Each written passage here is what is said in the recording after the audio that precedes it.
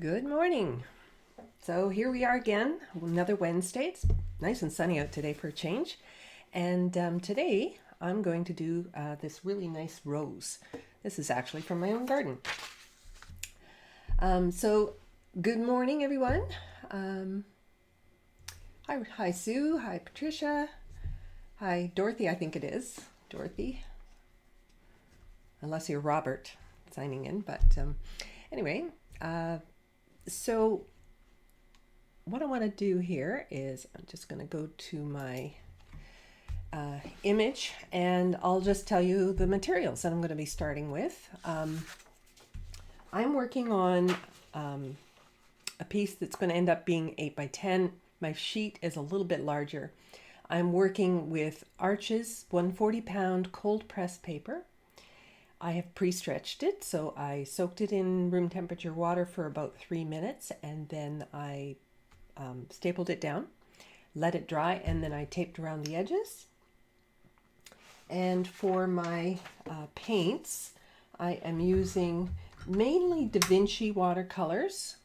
I have arranged my palette where I have my warm colors on this side, my cool colors on the other side, and these are actually from tubes, but I filled up the wells and they do get hard, right? So what I've done is I've added water, a generous amount, as you can see, a generous amount of water to each of those wells so that the color becomes creamy and soft again, more like it is when you squeeze it out of the tube. Okay, brushes. I probably won't be using all of these brushes, but these are some squirrel hair brushes that I have. They are natural hair, so that means that they will hold a lot of paint and water. So I will use these for some of the early stages of my painting. And then when I get to the more detailed stuff, I will switch over to synthetic brushes, which will hold a moderate amount of paint or water. So sometimes I want a little bit more control, so that's when I go to the synthetic brushes for that. I have a very creepy centipede crawling on my ceiling. It's going to distract me. Anyway, so I'm going to try to ignore it. And I want to start with, the way I'm going to do some of these petals. Now I have this pencil drawing is quite light here, and that's quite deliberate because this image is very, very, it's a white rose, so I don't want dark pencil lines showing. So my pencil drawing is very, very light. Good morning, Verna. And don't forget, you guys have to tell me where you're from, right? So I love to see, well, everybody likes to see where you're from, right? Love to see, people from all over the place. And I want to look at this before I start any of my paintings.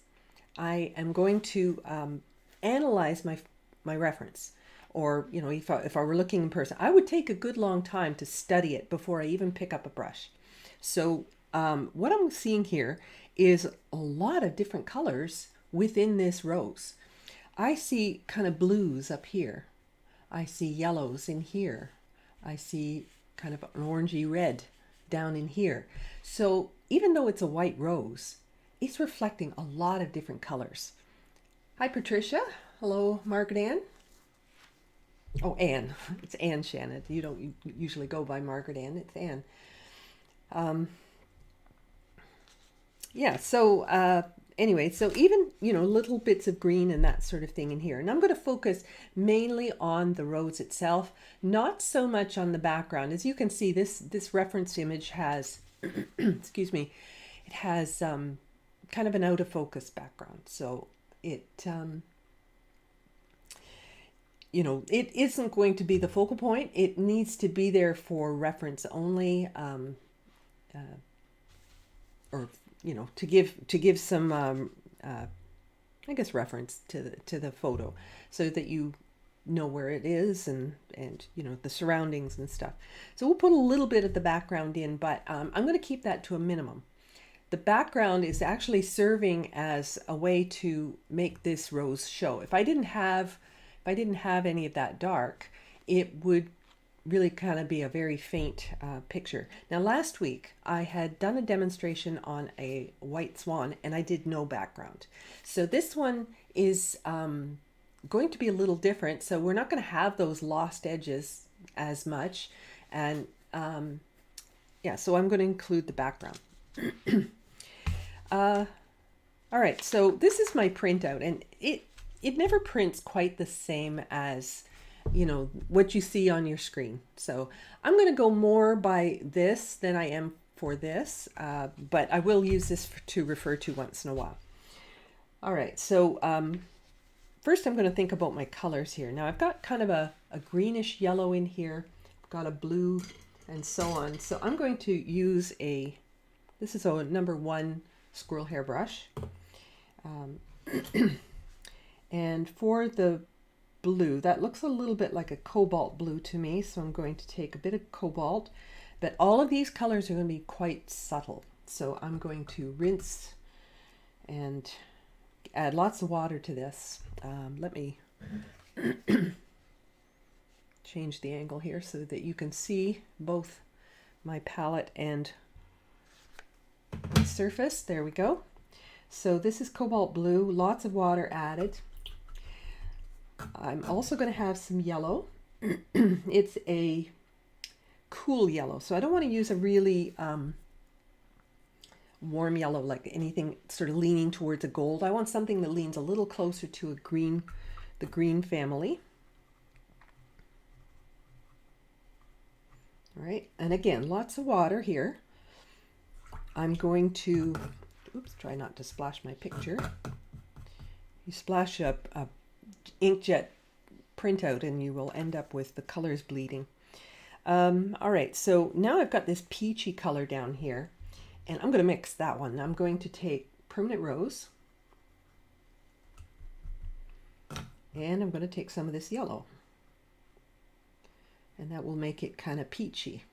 So now I have a red and a yellow and a blue. I have primary colors, more or less, and that's what I'm going to be using to develop my rose. Now I think I'm going to need a little bit more than what I've mixed up here, but now that I've got it determined, I know exactly what I need to do. I don't want to mix a big puddle of something and then find out that, oh, it's the wrong color. Now I've got to adjust it, and then you end up with mountains of color. But I can get this sorted out here.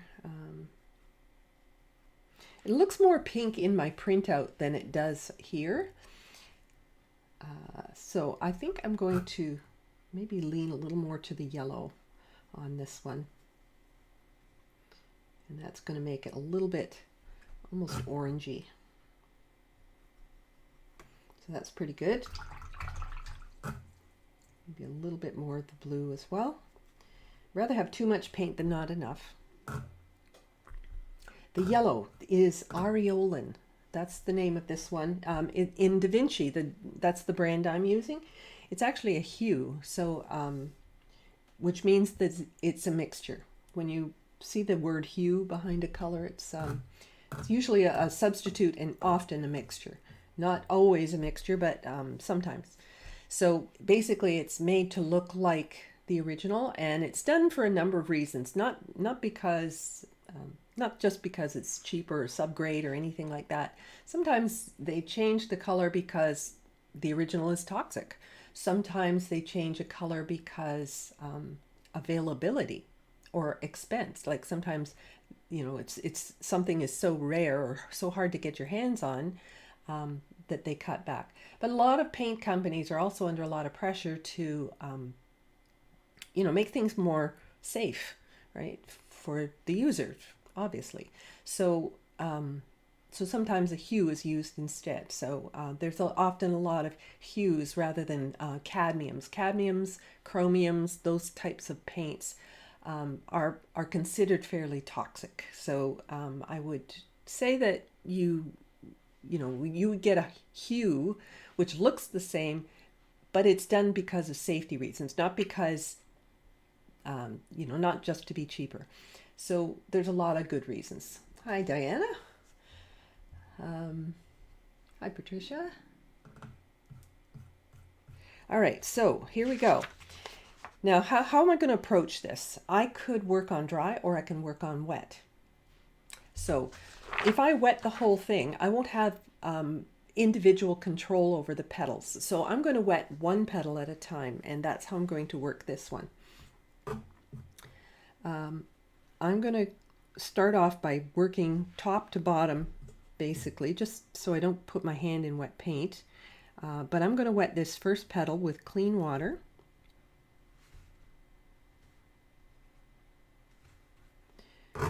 And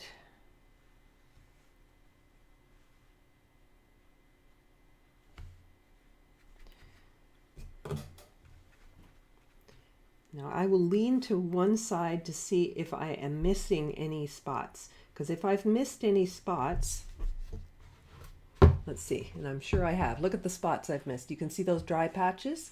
So I need to come in and make sure that those are wet. Otherwise, I'm going to put my paint down and I'm going to have these funny hard lines. So if I look up on the screen, I can see the spots I'm missing. All right. But if I tip it, you can see it's all puddling here. So I want it kind of even. I want to distribute this water evenly, so that I know what's going to happen when I put the paint on. If it's kind of drier in one spot and wetter in another, and I put paint on, the wet spot's going to really explode and the dry spot's going to just grab the paint. So I want to be able to protect what I'm doing, and so that's why I want to redistribute all this water to make sure it's uniform.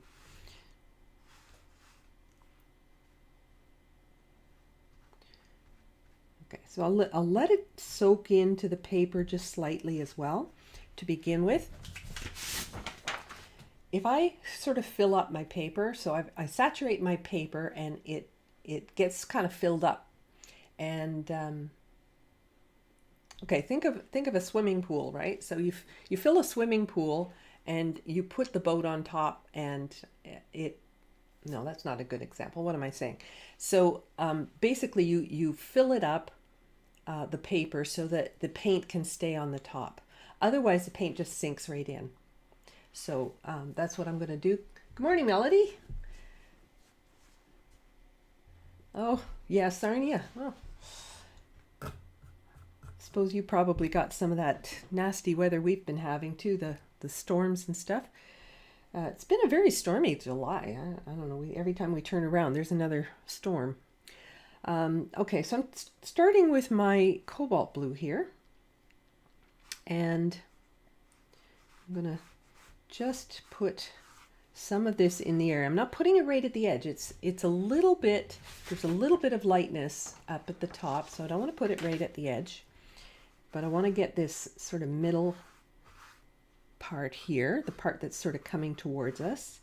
It's got this coloring. And it actually gets a little bit gray. So how am I going to make it gray? I could take gray and add it in. That's certainly an option. But I think in this case, what I'm going to do is I'm going to just pick up the complementary color, which in this case would be the orange. So I'm going to pick up a little bit of this, not too much, just a little bit. And I'm going to put this in here. You can see why I didn't use too much of it, because it would overpower. Just a little bit of that orangey color to give a little bit of glow. Now some of this isn't showing on the screen, but or like in the image, but that's okay. So now coming down into here, it's going to start getting quite yellow. So I'm going to continue wetting this petal here. Clean water. And the reason I'm using a natural hairbrush is because it holds a lot. I don't have to keep going back in to dip 100 times. I will have to go back sometimes, but it definitely holds a lot more and distributes the water a lot more uniformly. And it's gentle, right? It's a softer brush, so it's less abrasive on your surface. Okay, so I'm going to lean to see if I've missed any spots, and it looks like I'm good. So I'm going to take a bit of yellow here, and I'm going to come in. Now when I was applying that water, I was being very careful not to hit the next petal, because hitting the next petal would mean that I would lose that edge, right? It would just blend together. So I'm going to add a little bit more color here. I'm trying to keep in mind that all of these colors will dry about 25% lighter. So, okay, so I'm going to come in with my blue again. And right along this edge, I see that there is some of that blue. You know, you might look at a white rose and say to yourself, well, you know, I could just, what color can I use for the shadows? I'll just use gray, right? Because it's a white rose. But look for color in your reference. If you have just gray, you end up with kind of a flat looking painting, and you don't get that same impact. So now that you've seen my colors that I'm using, I'm going to zoom in a little closer so that you can observe what I'm doing a little better. Okay, so there we go, and I'm going to just keep continuing in. There's a little bit of green in here, so I'm going to add my blue on my yellow to create that, but blue is a lot stronger than yellow, so I don't need very much of it.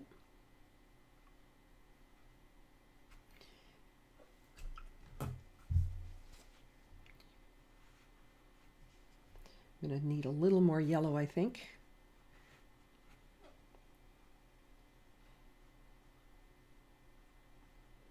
And you can see that they're mixing together and giving me that little bit of green. It's subtle, you know, I'm not trying to make it really a strong, I'm not going to exaggerate my shadows too much here. But if I put it on and it's a little too blue, I can come in with a little more yellow, strengthen it, and so now I have a nice sort of soft transition.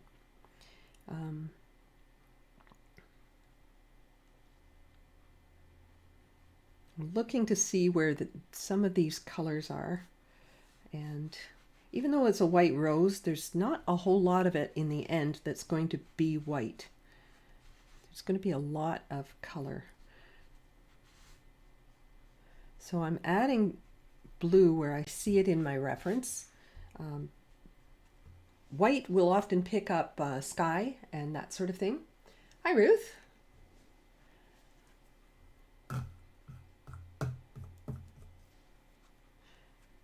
Thanks for joining. All right, so a little bit more here, a little bit more of the blue.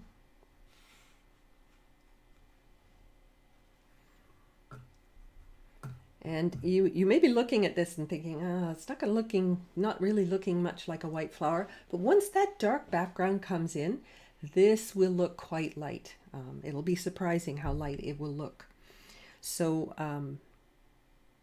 okay, so I don't want to do this petal just yet, just because I know that some of this is still wet and I need to keep some white on that petal. So I'm going to jump over here to the left and do this one. It's a lot smaller, so I don't need to get it quite as wet because I don't need to buy that time. If I wet an area, it does buy me time, I'll tell you. Just, especially if you're working in a large area, get it a little wetter than a small area because it'll take you longer to do the painting in a large area, usually.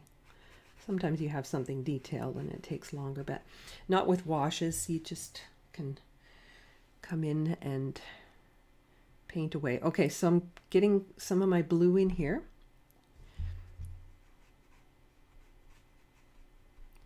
Along that edge.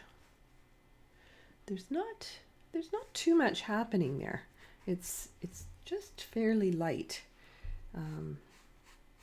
I just need it a little bit a little bit of color there because I want the whites to sparkle, right? When I do have whites, I want them to show. So just that little bit there. And so this edge here I can't do because it would bleed into that one.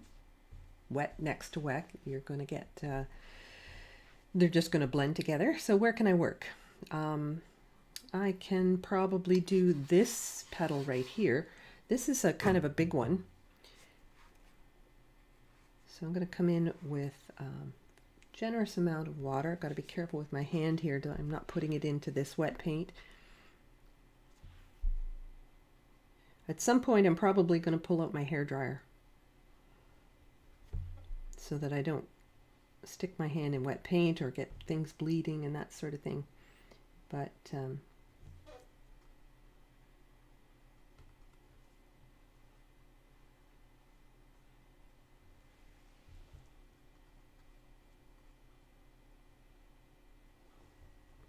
okay, I'm leaning to look to see if the light's hitting it, how much water I've got on there. And there's actually a couple of colors in here. So we've got a bit of, should look at my on-screen picture because it's a little bit more accurate, I think. All right, so not right at the edge, but close to it because it's quite light on the tip of the petal here. So I'm going to come in from the edge and add some blues.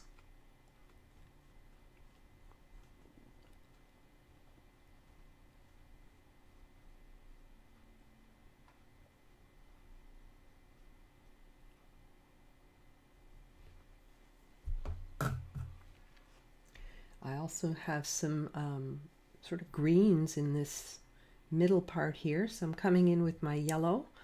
And you notice I'm letting all of these colors combine on the paper, not on my palette. So I get better transitions that way. More interesting shadows as well.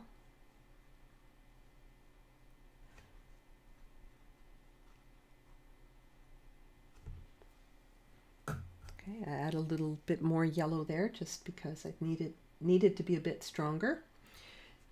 So right down in here.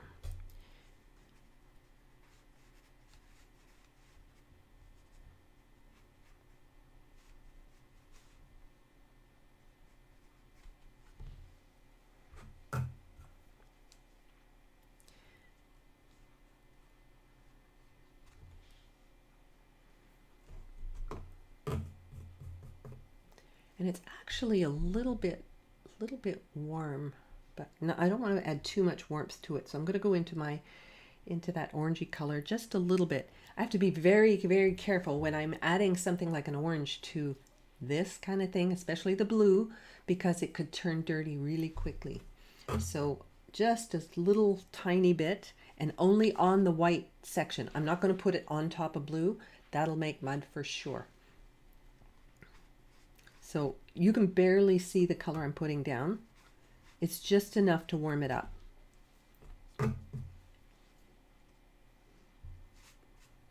Hardly any, right? So, all right, where can I work here? I'm actually going to take the blow dryer to this because there's a lot of areas that I need to work and I can't. So I'm going to mute for a second while I blow dry this, and I'll be right back.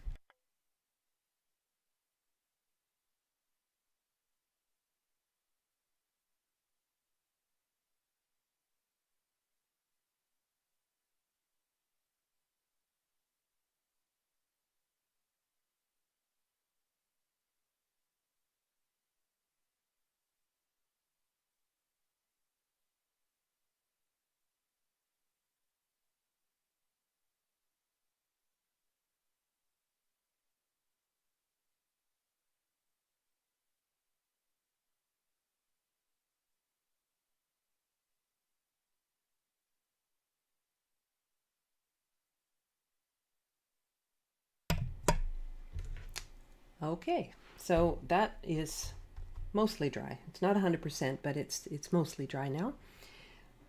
I'm going to take some clean water And I'm going to start with this petal up here. I'm going to wet this one.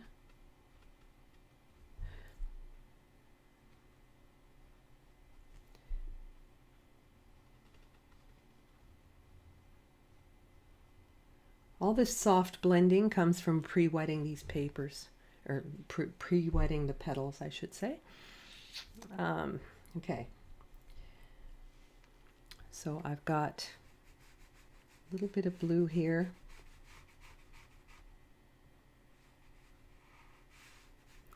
If my brush isn't so wet, like I didn't pick up a lot of color there, I didn't put it in so wet that it just, the color ran right to the edges, because I do have water going right up to the edges, but I didn't want the paint running that far, so I didn't put too much in my brush. All right, so there's a little bit of a green over here, so I'm putting a little bit of this yellowy orange. I've picked up a little bit of orange in there as well. To come across. Color's looking a little strong, so I'm blotting my brush here, and I'm just going to run it along this bottom just to soften things up.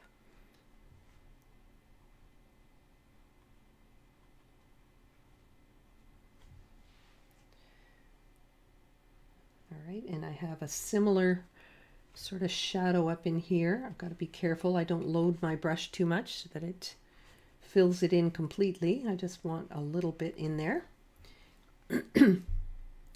And a little bit of the yellow to turn it a little green.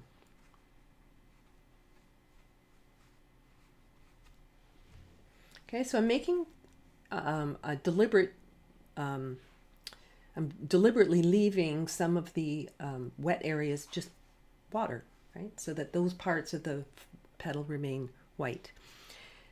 You always hear about saving the whites in your watercolor, so that's what I'm doing there with clean water. But the reason I wet it first is so that I get those nice soft edges. All right, so I'm going to work on which petal can I work on here? Maybe I'll work down in here for a minute. I'm going to wet this petal. This petal is smaller, so I don't want to load it up too much with too much water. Small as it is, I still missed a little spot in the middle.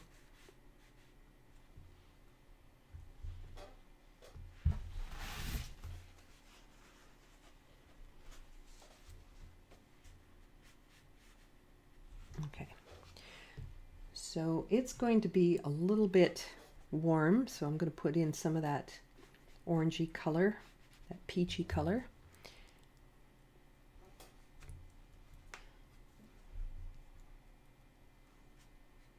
And it's in shadow, so it has a little bit of blue too, but I've got to be careful. I don't want to overdo this or I get muddy color. Just a little bit there. All right, so I'll do the next petal here.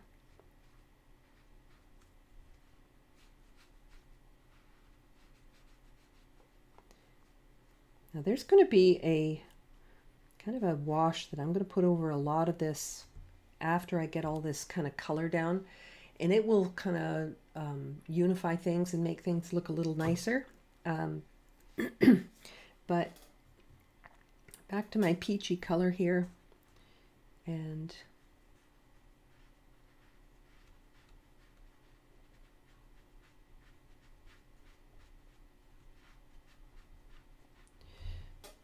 getting right in there. A little stronger color. The deeper into the flower it goes, it's a little bit stronger color, so I'm going to add a little bit more right in there. This one maybe as well, just to create a little more depth in this.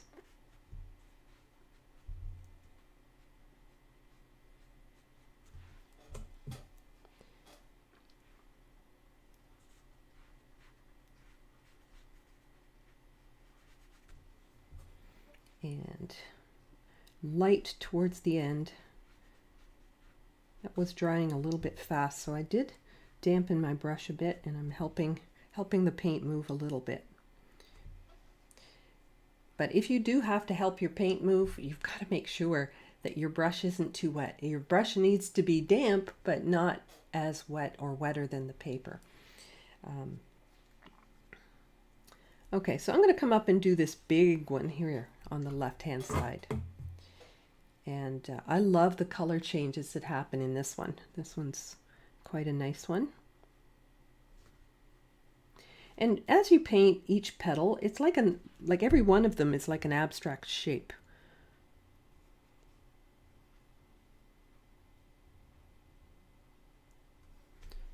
I'm just painting the individual shape, and I'm looking at that shape to determine where the colors are, where the values change, or where the shadows land. Okay, so I've got it all wet. I did miss a spot up here.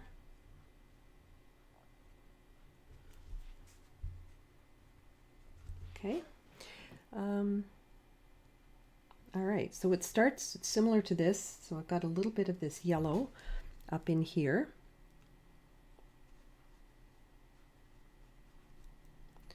Now to that, there's a little bit of green, so a little bit of blue will also come into play here, especially along this edge right here.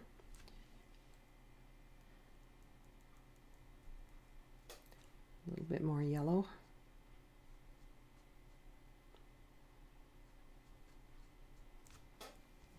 I love when colors mix on the paper. I think that's such a pretty effect. I think I've kind of gone over my line here, so I'm just going to soften that edge. There we go. Back to my blue. A little bit of blue on this edge to make that petal stand out from the one behind.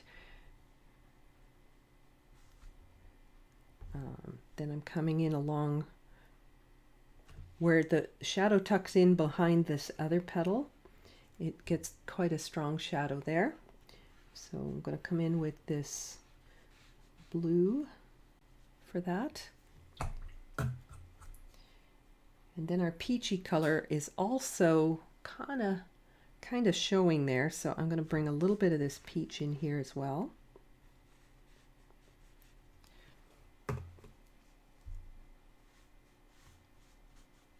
But by pre-wetting each petal, look how soft everything is looking, right? It almost has this glowing feeling about it because all these edges are soft. And yeah, so this edge here, I want to keep this one crisp. So I didn't wet the petal behind because I want this one to look like it tucks in. So I need to get it a little darker here though. Bringing in a little bit more color. So I sort of ease into it so that I don't overdo it. You know, you got to go kind of gentle with white objects because boy, you can overplay those shadows really easy. Make them overwhelming. So just taking it slow.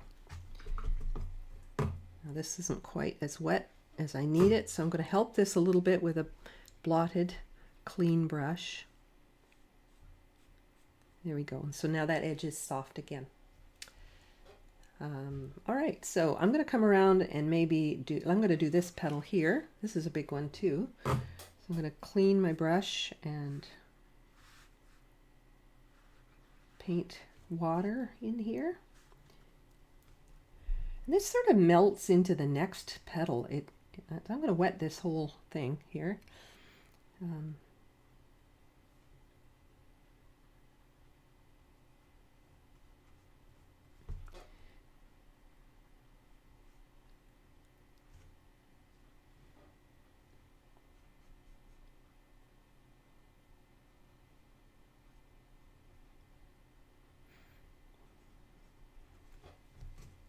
And a lot of these petals are so soft, it's really hard to, you know, tell where one petal ends and the next one begins. So that's where you have to actually dampen your brush and soften an edge sometimes. So this is going to be one of those instances because you really don't even see where that goes to. You know, when I was drawing, it's like, oh, it just looks like one blends into another. So, hi, Jane. Hi, Cheryl. Ruth.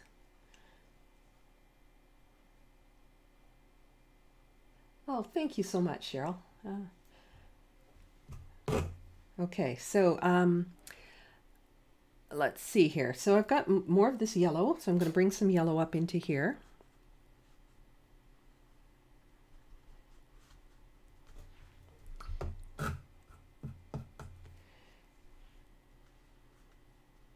And it starts transitioning to the blue, so I'm going to bring some blue up in here.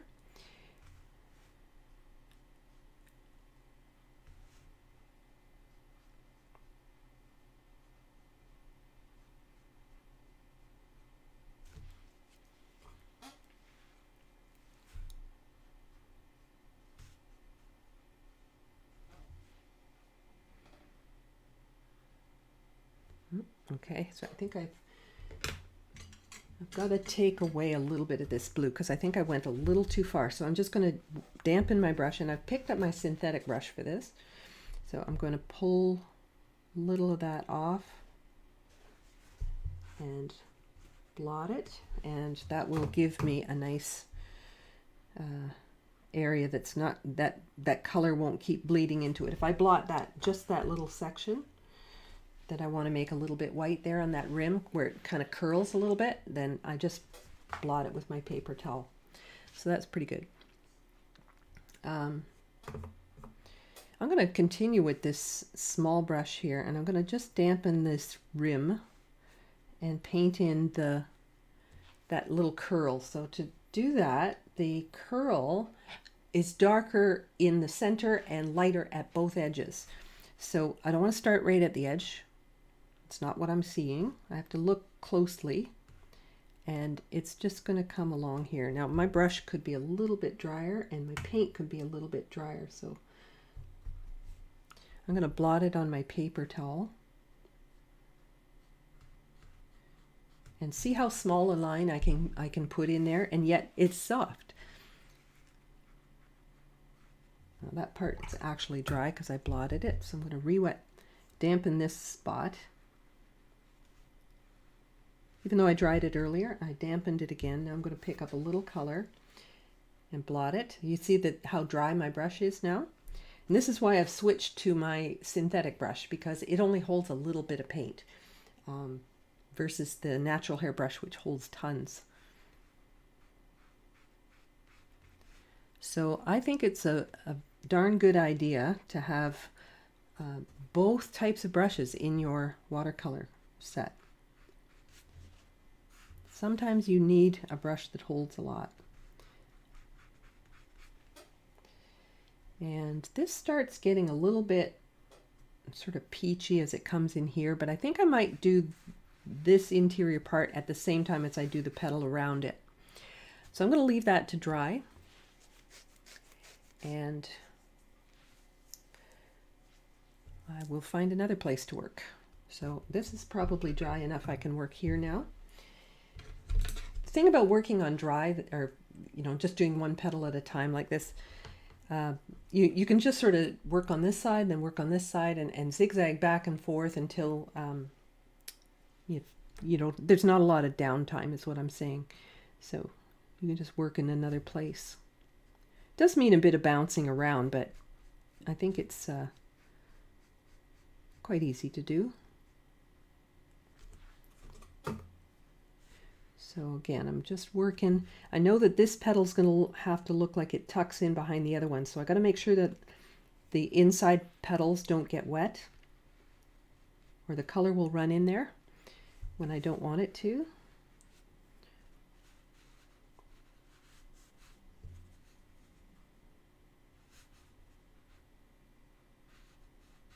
Ooh, this is another one of those where you can hardly tell where one petal ends and the other one begins. So I'm actually going to blend them together. So I'm going to bring this right around here and blend this all together. Then I'll sort it out after. But for the basic color, I'm just going to just blend it all together.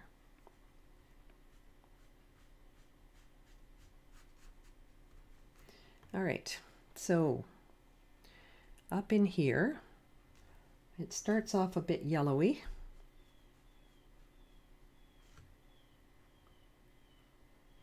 And then I definitely get more into that peachy tone coming in here. So I'm going to let those just run together. Now if that peachy tone is looking too harsh or something, you know how I can dull it down. Same way I dull down the blue here. I put the orange into the blue. I can put the blue into the orange. I'm saying orange, but it's kind of a peachy color, so a little bit. Little being the operative word here, because too much can make a really muddy mess. So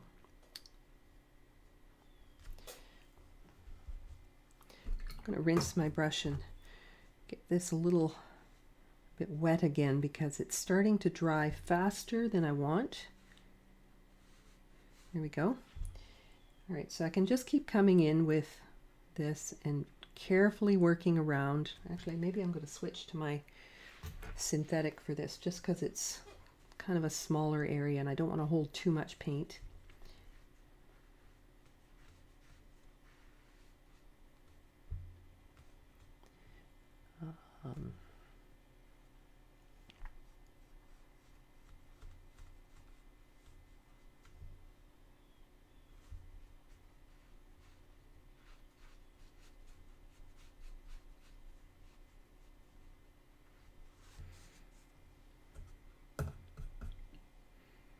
Yeah, I have to be very careful with my ratios. Too much blue and this will look dirty. Okay, so it's going to get a little bit cleaner color up in here.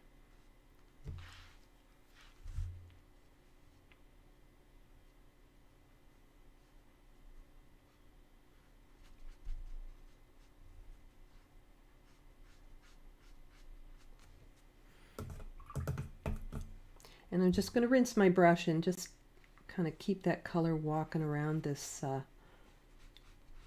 other petal here. And so it all blends together. Rinsing and blotting my brush here so I can soften edges. The blotting part of that softening edges is really important because it determines how wet your brush is. Takes off that extra so you don't create blossoms. All right, so that's kind of working its way around and that's pretty good. I think that'll be okay. It gets a little bit stronger color tucked right up into here. So I'm going to add a little more color right in there.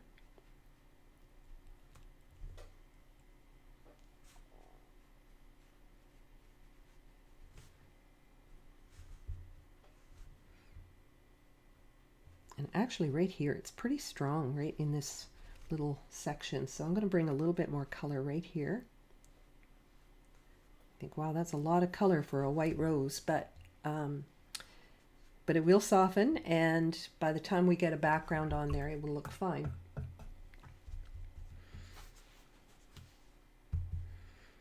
So my roses are doing great this year.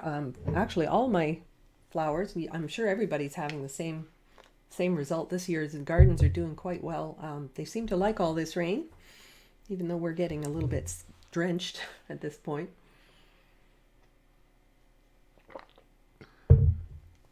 All right. Where can I work? I can work on this petal here. So I'm going to come down. This one's fairly cool. When I look at it, I see a fair bit of blue in this one. I'm going to come in, wet this one first.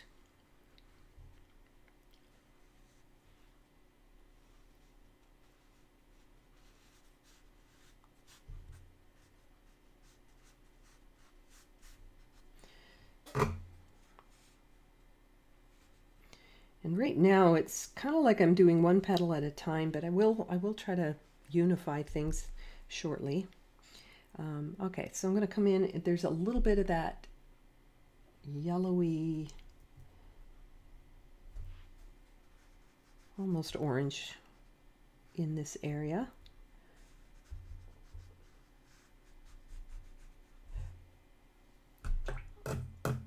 Blue, cobalt blue I'm using here.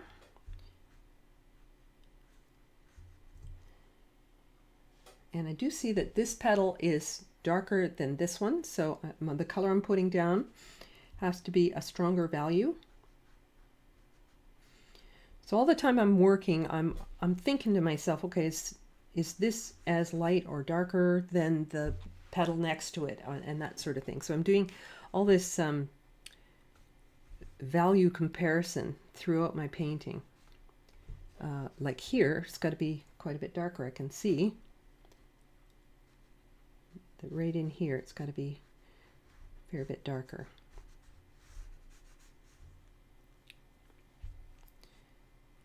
Right.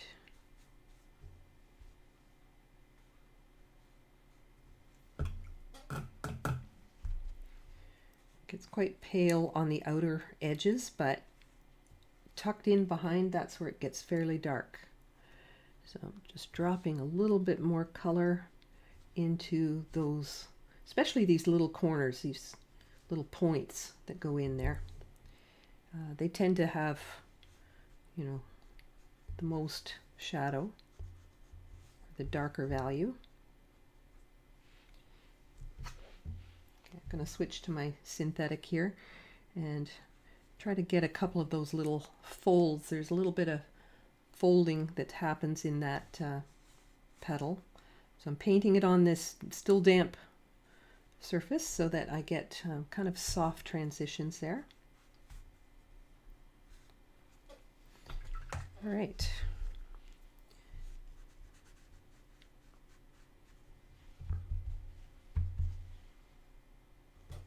All right, I think it's time to take the dryer to this again, so just bear with me a second.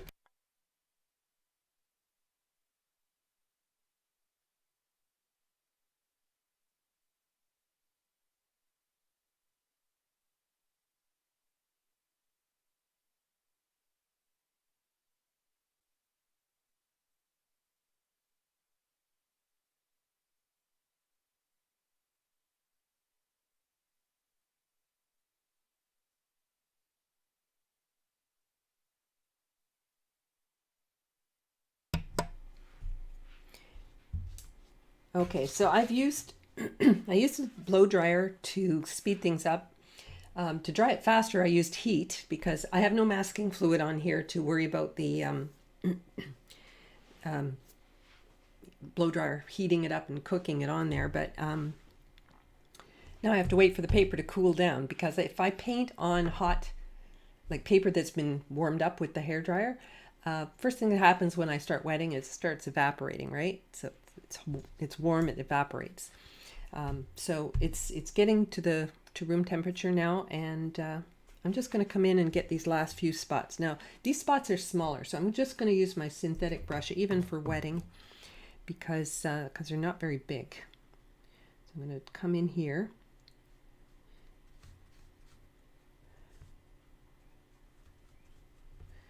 And every time you add a shadow, it creates the form of every petal. So every shadow, you know, tucks in behind, makes it look like it has a curl, or bends up or it bends down, that sort of thing.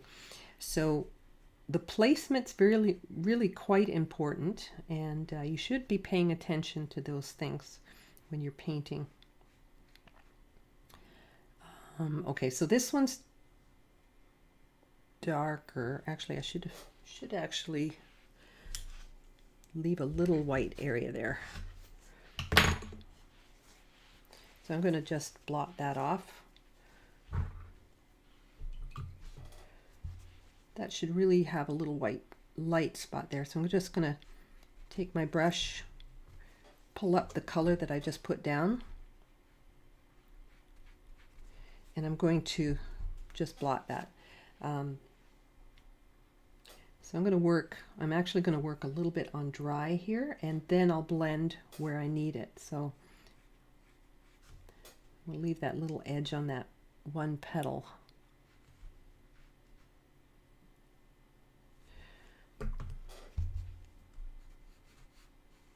Quite light there. So then I'm just softening with a blotted brush.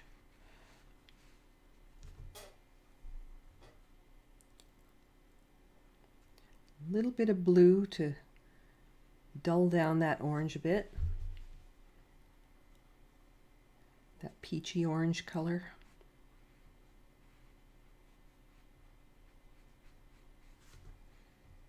There. Sometimes the small areas take a little bit of more finessing than the bigger areas, right? So I often encourage people to work larger because sometimes it's actually easier. It's easier to make a transition in a big section than it is in a little section. So, sorry, I'm really hoarse today. I don't know why, but I seem to be.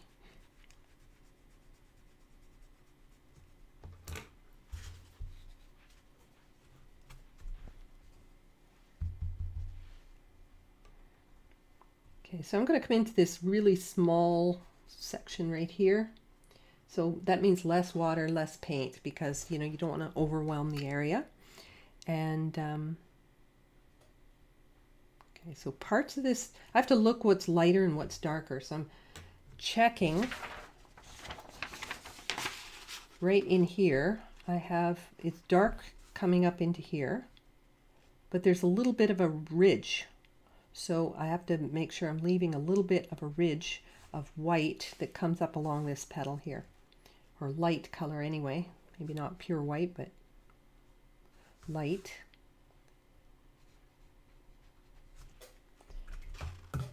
Rinse and blotting my brush just to soften this part here because I don't want a hard edge. So just this lower part I want to soften. Okay. This next little section, I think it's getting so small, I'm just going to work on dry here, and then I'll soften as I go. Big areas, wet them first. It buys you time. Small areas don't need as much time to fill in, so don't need to wet it first. It's a small enough area, you can manage it. So now I'm rinsed and blotted my brush, and I'm just softening this edge. All right, so I'm starting to get a little bit of form. It needs a little more building up, obviously, but yeah, I'm starting to get a bit of form here. I'm going to come back to my larger brush here because I've got a bigger section to do right here. And so my squirrel hair brush, my natural hair brush, is what I'm going to use. And I'm going to wet the area first. I'm kind of jumping all over the place, but well, that's just kind of the nature of watercolor. Sometimes you have to do that. You can finish one section and then, but you just end up waiting for paint to dry, which is kind of silly. So I like to make the best use of the time and just work somewhere else in the meantime. Keeps me from playing too long in sections that I shouldn't be playing around with.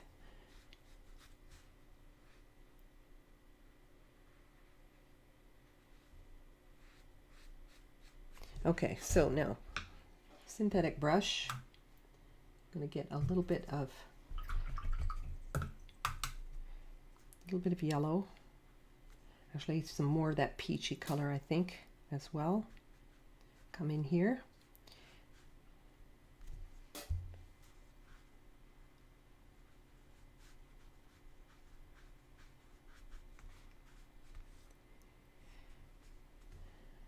A little bit more bit more reddish as it comes out. When I'm looking at I'm going by this reference seams more than I am the other one. Now if I take a little blue and tuck that in there, I've got to be careful how much I use because it could turn really dirty. Just drop it in and let it melt. Don't stir it around, don't play with it with your brush or anything like that. Just let that do its thing. I'm going to take a little bit more here. This edge has got to be darker than the petal above.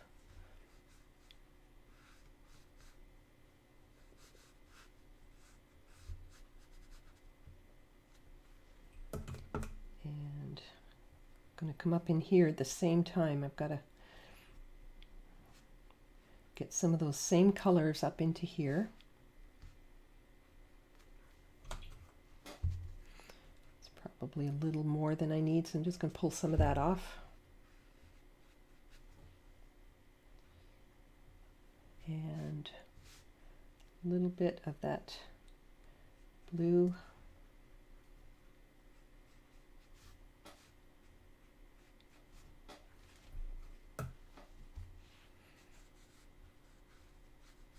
And I'm trying as much as I can to keep a lighter edge here. And I can see I probably have to come in and build up this. So that's what I'm going to do next, is I'm going to be coming in and evaluating what I've done and seeing what needs to be adjusted. So just because I've done it once doesn't mean it's done.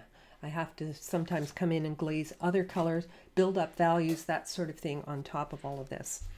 So I'm going to come up here and I'm going to do this all as one. Clean water.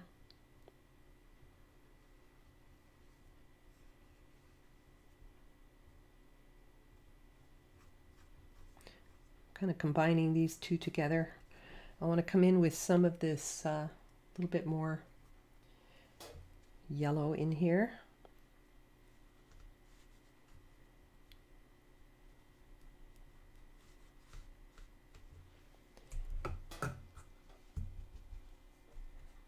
Comes down into this petal, and it looks so strong when it's wet, and then it dries and it's so much lighter. It can be quite deceiving, and you know, even after all the years that I've been painting, I still am a little cautious about it, and I tend to go a little light and then add another layer if I need to. One of these days I'm just going to do it right on the first go. It actually would be better to do it that way if you can get it in one go, because that way you I was going to work down here and that's not where I was working. Now I've got to soften this out because I started it. There we go.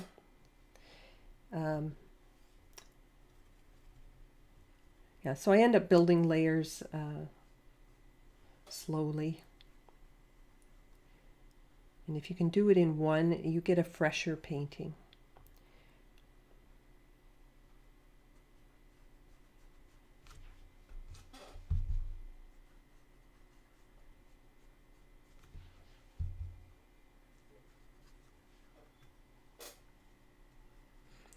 I'm just bringing in various colors. Wherever I see a slight transition, I'm just bringing the appropriate color in there. Kind of working too fast to describe every single thing that I'm doing here, but I'm trying to get this sort of a dark but soft separation between those two petals. Yeah, I don't know. Let me see here. I'm gonna pop out the chat so I can see everybody's comments. There we go.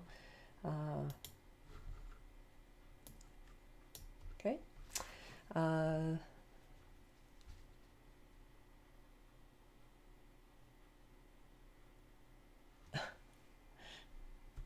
Thank you.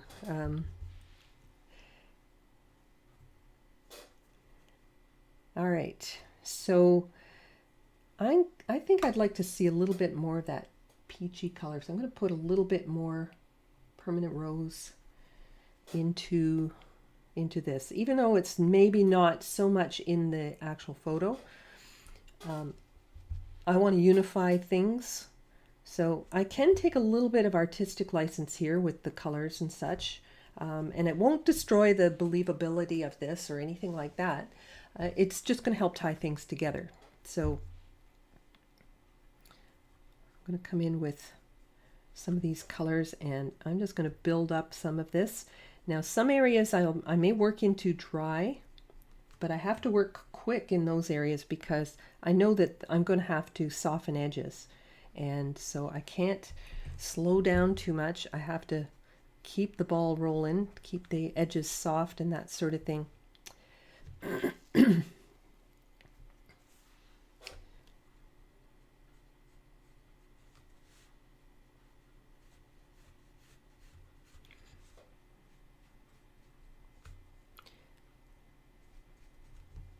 Right, so what I'm looking for right now is getting the values correct so that you know, I start to get a little more dimension to the rose. And here we go. So I'm working on dry, but then I quickly rinse and blot my brush and soften the edge. And I'm only softening the very edge of that area that I put down. I'm not pulling paint out.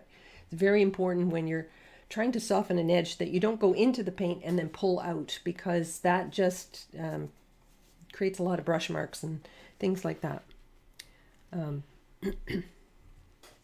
Sorry for my frog voice today. I don't know what's going on. Probably allergies. Anyway, so bringing a little bit more yellow into some of this just to help tie things together. And by glazing these on, they don't turn so muddy. Isn't that interesting that once a layer dries, you can add more onto it and it doesn't appear as muddy. So that's why I sometimes like coming in just a separate application of these colors and building them up slower.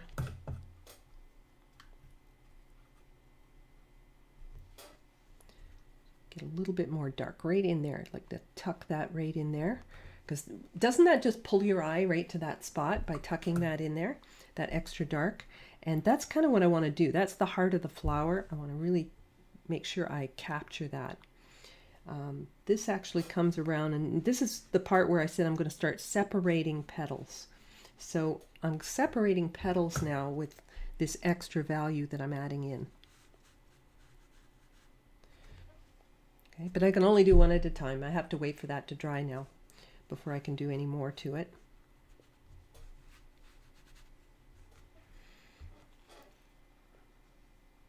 I'll be darkening that one a little bit more and that sort of thing. But that's what I'm going to do to just build this up. Now, one of the things that, I mean, it doesn't look very finished right now. And, you know, I've got some more work to do, obviously. But I'm going to start coming in now with some background just to give it a little bit more, just so you can see the impact of a dark background on this. So what I'm going to do for this is I'm going to try to stick to this limited palette here. So I'm going to take my color. Let me just set this aside for a second. I'm going to show you my palette, and I'm going to take my cobalt blue.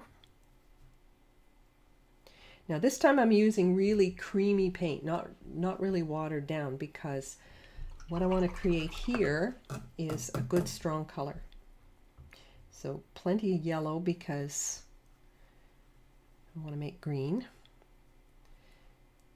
But a lot of it is quite dark. So the thing that's going to darken it down and dull it down is going to be the complement. So the only other color we have here is permanent rose. So if I add too much, like I probably just did, you can see it turns a little reddish. So I'm just going to keep playing with the ratios here until I'm satisfied with my combination. So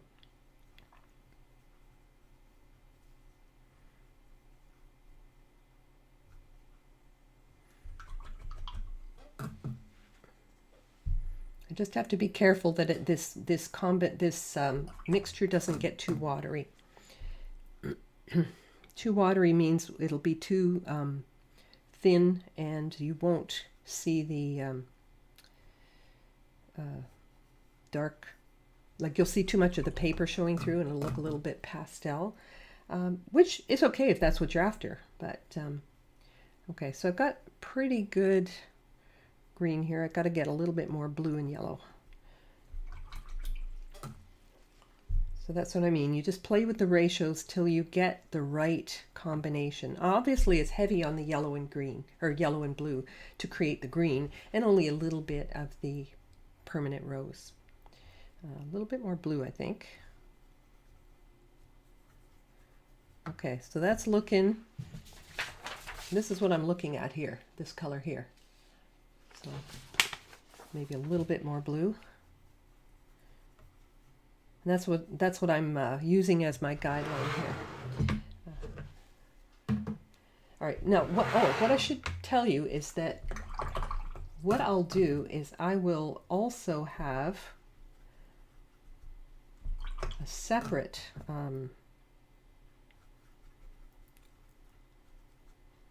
one for thinning down, or to get a little bit different green. So if I'm trying to get a dark green here, a little bit.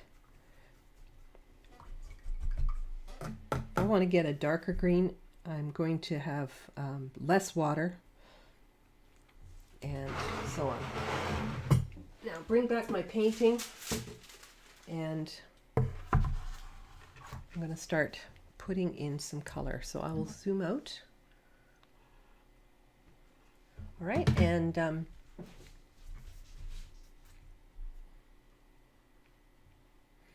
going to start bringing in and defining the outside of the petals, because right now the only thing defining the outside of the petals is a pencil line. So that's not going to work. And so I'm going to start with some darks here. Now I'm not going to, as I said, I'm not going to put a lot of emphasis on the background. I just need the background for context. So I want to switch this up. I don't want to make it all exactly the same. Oops, I just splashed. Right. Now, I could do some really nice stuff with this background. I could actually do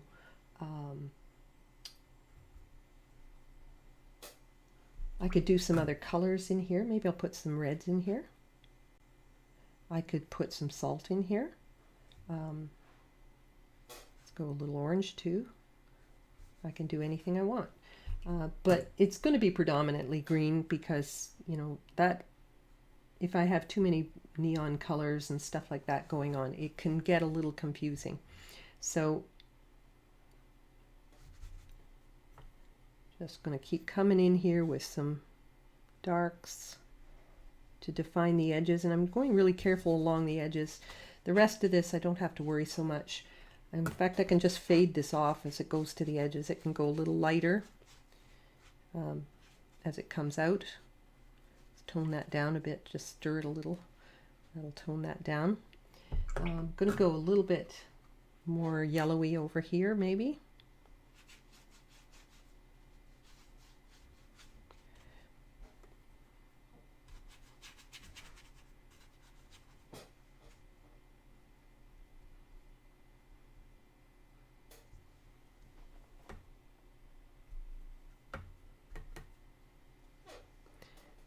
Coming in, I'm working on a dry paper, but I'm working with this brush that holds a lot of paint and water. It's the only way I'll get around all of this without having it look patchy and stuff. Now, if I wanted to, I could throw salt on this. Why don't I do that? If I have my salt handy. Yep, I've got my salt handy here, so I could take a pinch of salt and sprinkle a little salt on here for some interesting background. But I'm going to keep going. And I did that before continuing, only because I knew that by the time I get around this, it might be dry. If this were a rose, or if this were something that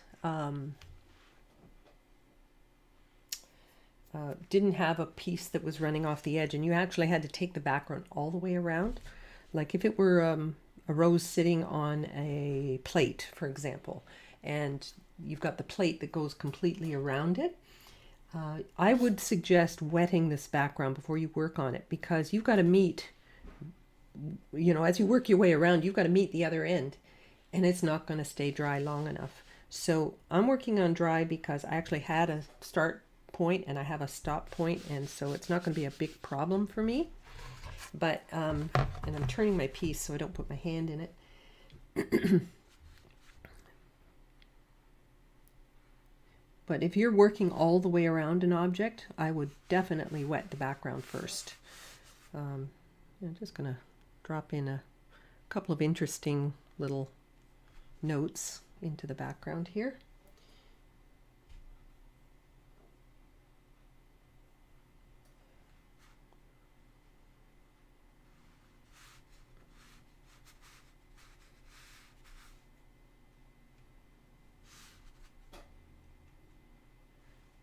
Sort of some deliberate blossoms, that type of thing. Can be very interesting, make an interesting background. So I'm playing a little bit with the textures and stuff here.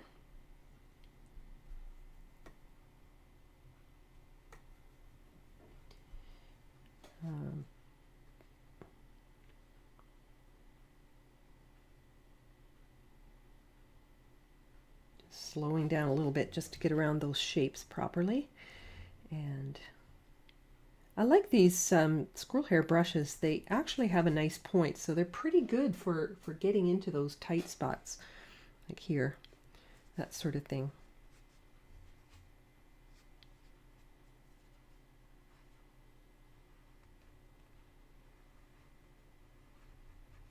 The one thing you would not do is outline your whole rose. You have to fill out to your edges as you're going along. You can't just do outlines and then come back. It'll dry and you'll have an outlined looking, you'll look like you have a cartoon or funny halo around your rose. All right, so I'm going to go a little more yellowy. Some of these spots mess up my palette a little bit, but that's okay.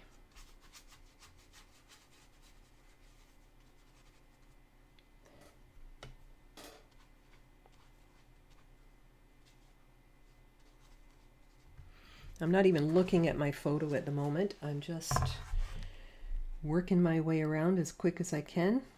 And the decisions I'm making about what, like how dark I'm going around my edges and that sort of thing, is based on what the painting needs, not what the reference says. So we don't have all 100% control over what we photograph, right? So we can't always change what's behind things and that sort of thing. So I can change it as I go. In my painting, I can do the corrections that will work best for the art. I'll go a little more, maybe more yellow up here. And let's throw some more salt at this.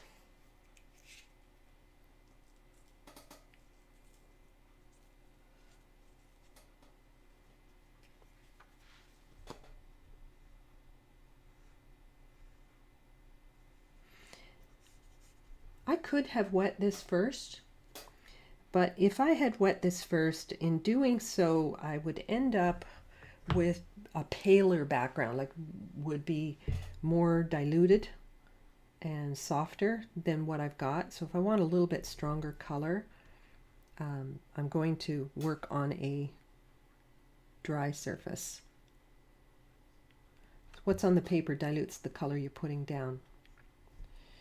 All right, so I'm just deliberately dotting in a few things to make some interesting textures.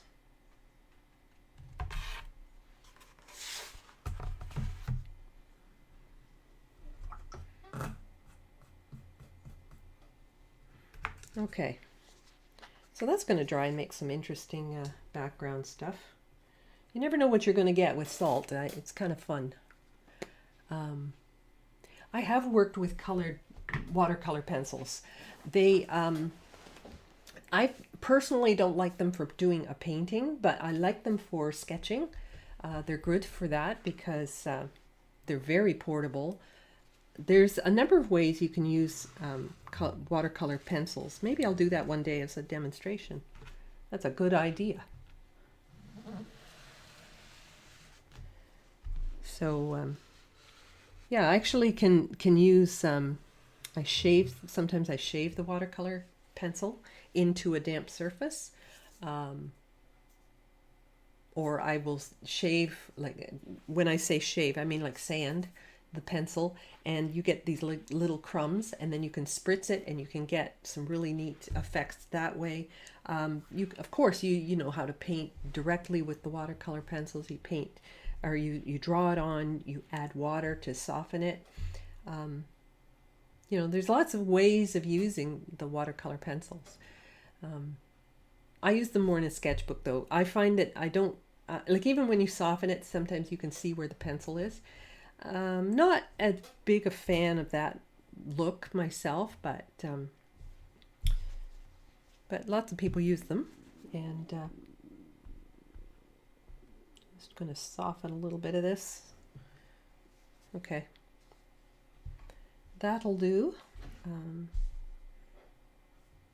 So now that I have some dark background in here, I can see, okay, my rose could use a little more building up and that sort of thing. So that's where I would come in, and I would start developing up this rose a little bit more. The one downside to using salt though is that I can't just take a blow dryer to it, because the blow dryer will prevent the salt from doing its thing. Like you can see the wonderful effect that's happening right here.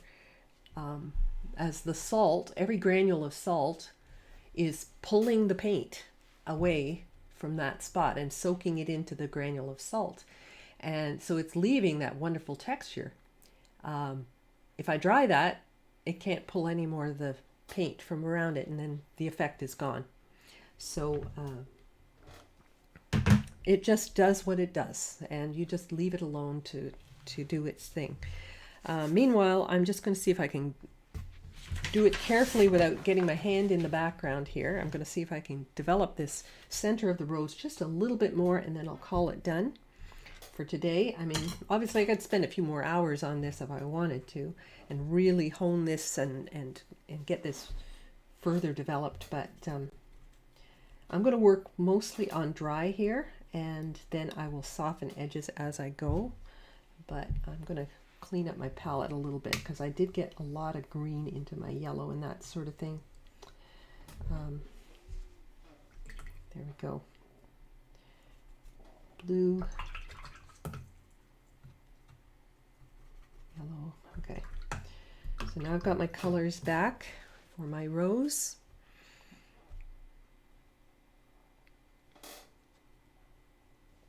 And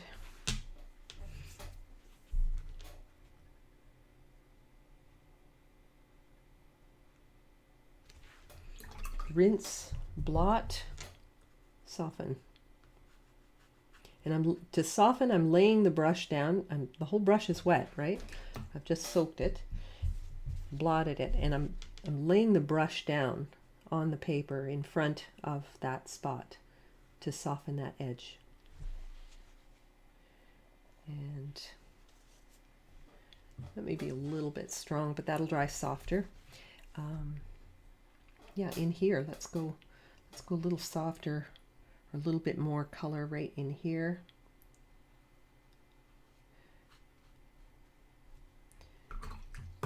Rinse, soften the edge.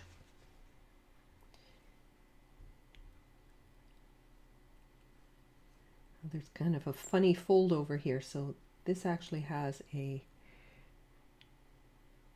kind of a dip thing going on here that fades off. So that's where this softening edges is so important.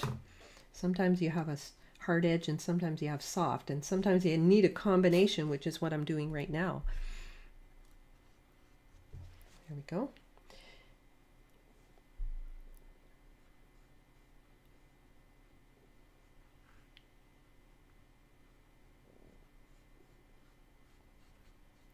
Adding a little blue on top of that yellow is giving me that greenish color. And right here in particular, it's a little bit stronger, so kind of come in with a little more blue here.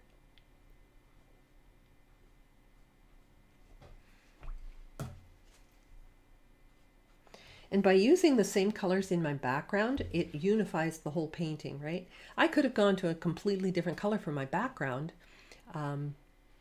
but using the same colors unifies the painting. So, okay, so next I think I'm going to work in this little edge here.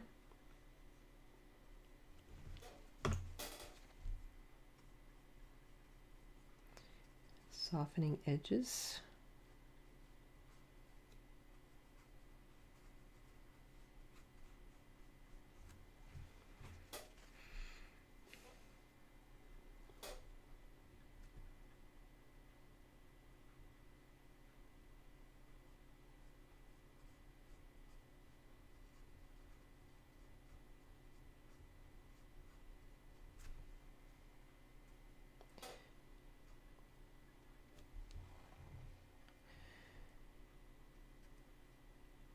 So every once in a while I'll lean back, sort of take the long view of my painting so that I can see whether or not things are all working together.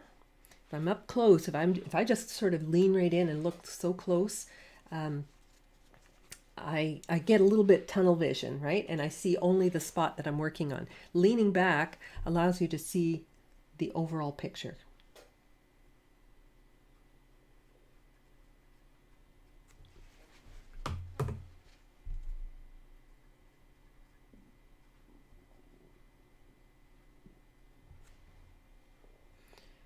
So just coming in petal by petal here. Trying to fast track this as much as possible, but we'll see how I do. A little bit more.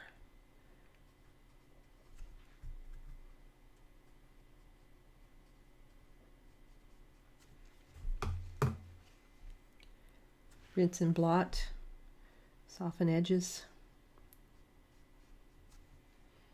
And make sure you're tucking the darks into those little tight corners. That's what really makes it dimensional. These little corners like here. Right? That's what makes it feel like the petal is coming towards you. It's coming out of the shadows there.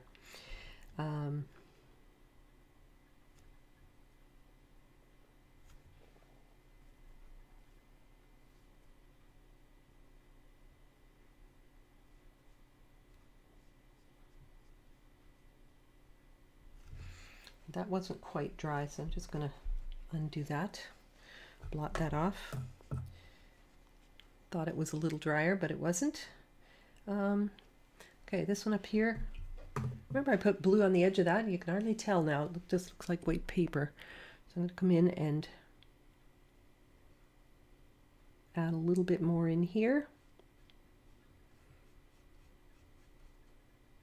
Everything's relative. When you paint on white paper, the white is so distracting that it makes you think that everything you're putting down is dark.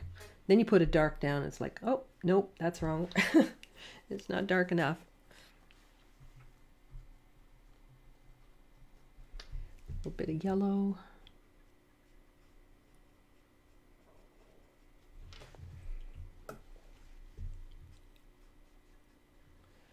Blue at the edges.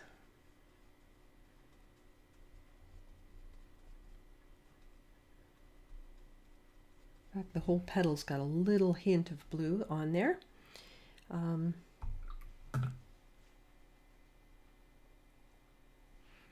Yeah, I think this petal, this one at the very top, could use a little bit of that warmth in it, so I'm going to put a little of that peachy color right there.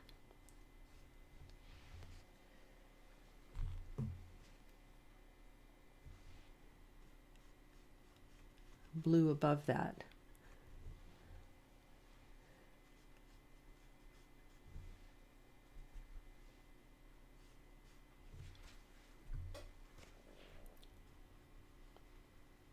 Not too much. There we go.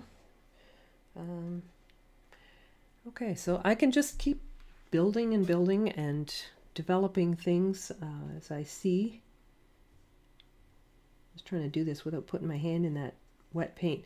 The salt, by the way, I didn't really talk about removing the salt, but it does get removed in the end. And but many times I've seen people try to remove it too early because they get excited, right? They want to see what it looks like without the salt, so they try and take it off. And what happens is that the paper may look dry, but the granules of salt will hold that moisture a lot longer. So you're going to have to wait a lot longer for the granules of salt to dry than the paper. Paper takes no time at all, but the granules of salt need time. If you try to wipe it away, they smear sometimes. So don't get in too big of a hurry to remove the salt.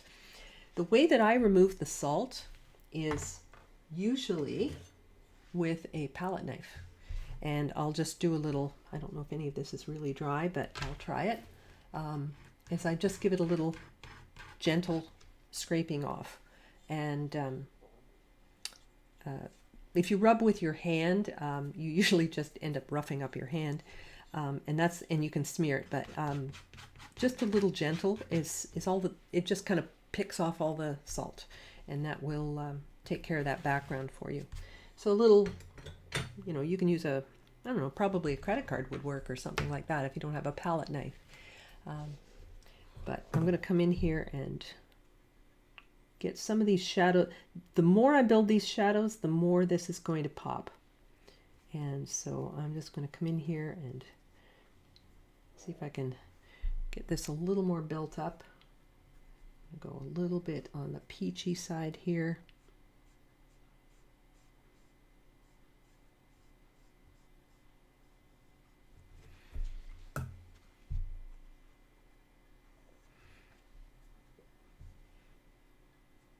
Now a little stronger with blue.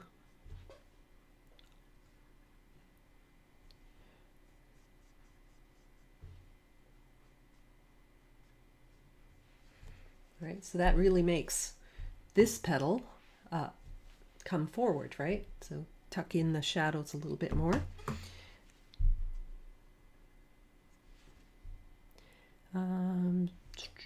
So I just keep coming along. I think I'll come along the side of this here and make this a little bit stronger. Same kind of deal. Just a little bit of the peachy color, a little bit of the blue. And you get all these colors sort of mixing and blending, and right now it may look a little bit like Technicolor, but by the time I keep going and building up all of these and introducing colors to neutralize them, it will look a lot more unified. Oh, thanks, Diana. You're welcome, Melody. All right, this one I can't really do that one because it's still wet, but okay, this petal here, this big one up at the top, isn't really looking like it rolls the way I want it to. So I'm going to take my squirrel hair brush, my natural hair brush, and re-wet this petal. And I'm going to build more value that way because there's no crisp edges on this. It's all soft. So just going to work around this.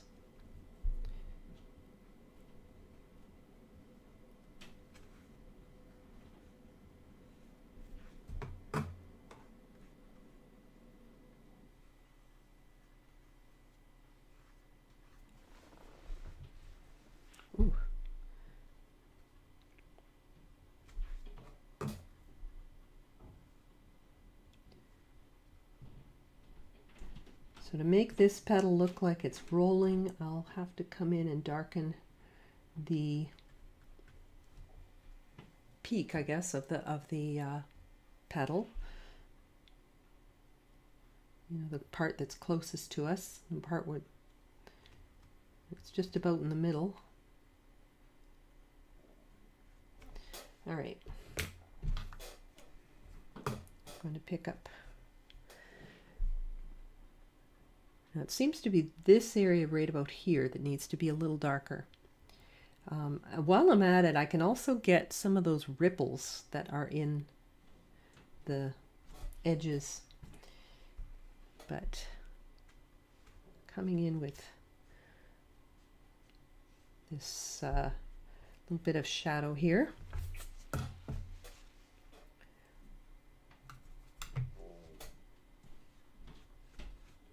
Neutralize it with a bit of the complement.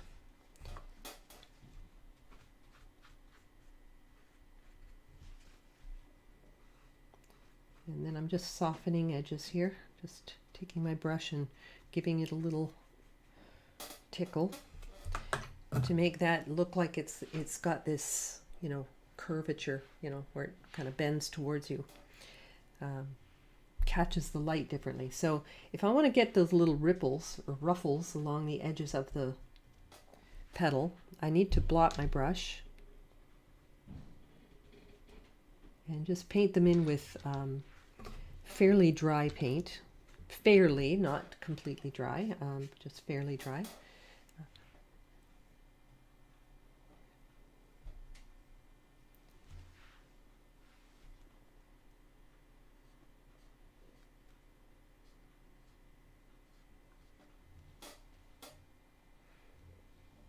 Okay, so that is basically the buildup of this rose and how I've used such a very limited palette to create this.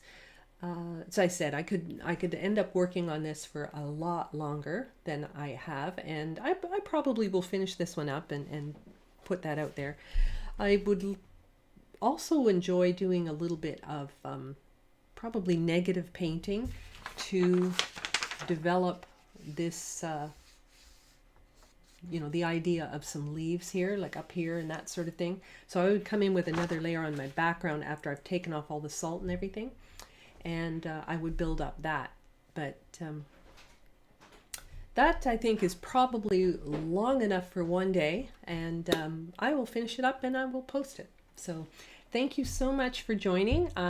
Next week, same place, same time.